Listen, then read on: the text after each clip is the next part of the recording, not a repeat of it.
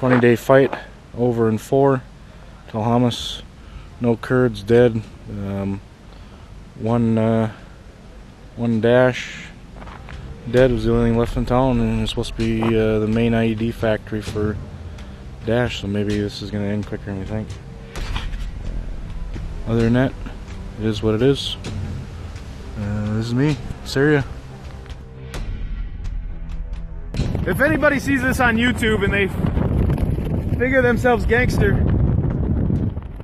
come on to Syria.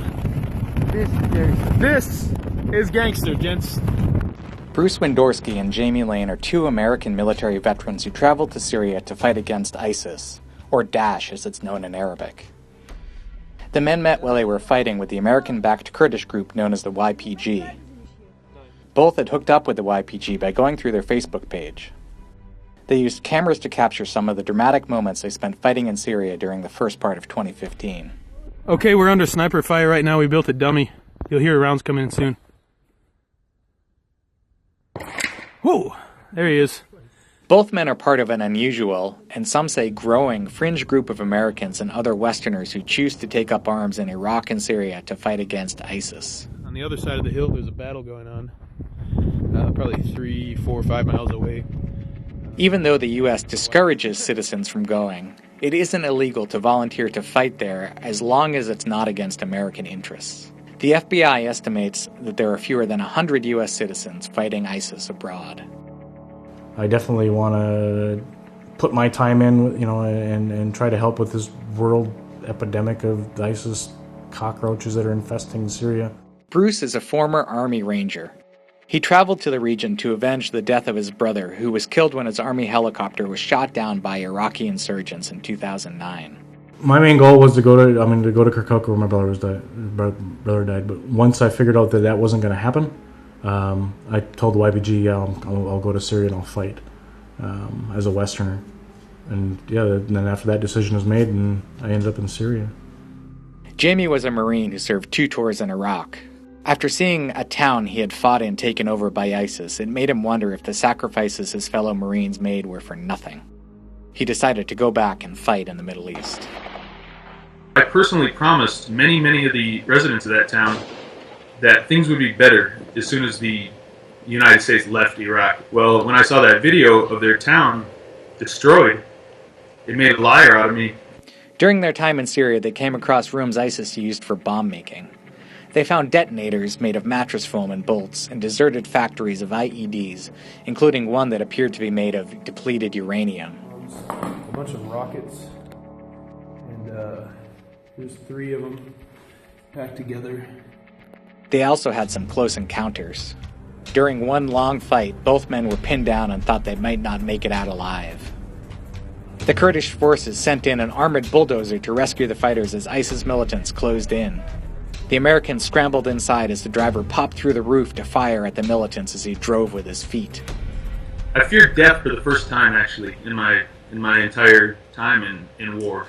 I actually felt the fear inside of me, and it was unfamiliar, and it wasn't funny. After the harrowing retreat, the Americans realized they had come as close to death as they wanted to. So we just made a retreat from a town outside of Tel Amis. They had us surrounded. We were pushed out across an open field. Tell them about how you feel, bruv. Huh? We got our Panzer here. We escaped across 2 clicks of open field. Oh, yeah. Under that was my first ever tactical retreat. Dushka I hope fire. it's my last.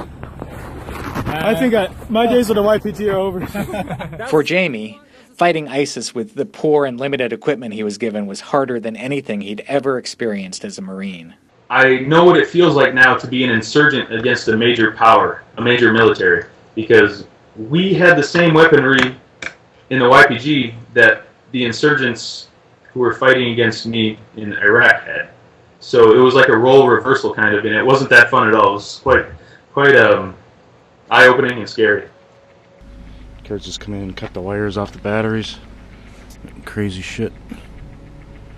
It's all 6, there were 7 propane tanks in there. And the YPG thinks the Westerners rely too much on technology and are not very good fighters and not very good street fighters because they rely on technology to fight. In Kurdistan, you don't have that technology unless you buy it in the black market shops, and just everything else is old Russian sniper rifles, old Russian machine guns.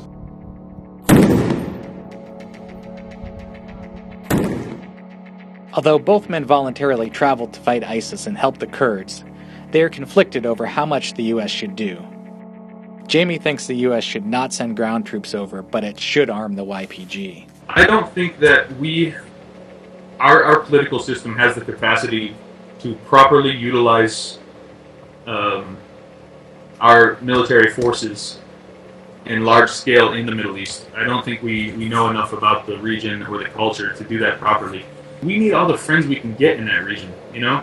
And there is one staring us right in the face called the YPG. Bruce thinks the U.S. should do more to back the Kurdish militants fighting ISIS. The only way this is going to end is if the U.S. is going to support the Kurds. The U.S. should link up with the YPG, give them the thermal imaging, and give them the night vision, and give them the modern weaponry, and then air support and anything that they do, basically what they've been doing in Iraq, and give the Kurds that support to end this. Bruce and Jamie left the battlefield in Syria a few months ago, and they both say they got some kind of closure from their experiences. They still keep in contact with the men they fought alongside and follow events as they unfold in Syria. I didn't want to be guaranteed death, you know? I needed to know that I had a chance to survive, and at that time, when I left, I didn't feel that there was a chance at all for survival if I'd stayed long enough. I think my capacity to fight on the front lines is diminished. I don't have it in me anymore. And I feel like I solved some issues that I was having, you know? I mean, I got to see it. I got to put boots on the ground. I got to, I engaged several targets over there. I feel like I got that revenge part of it, you know? Yeah.